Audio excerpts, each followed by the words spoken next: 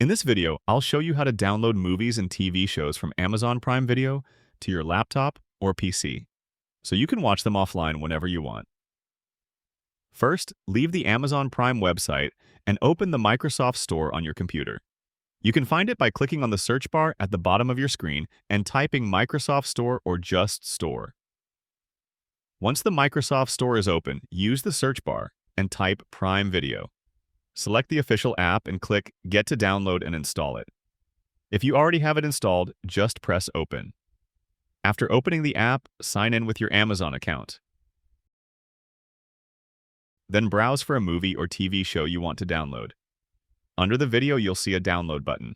Click on it, choose your preferred quality and audio language, then press Start Download. You'll see the download progress on the screen.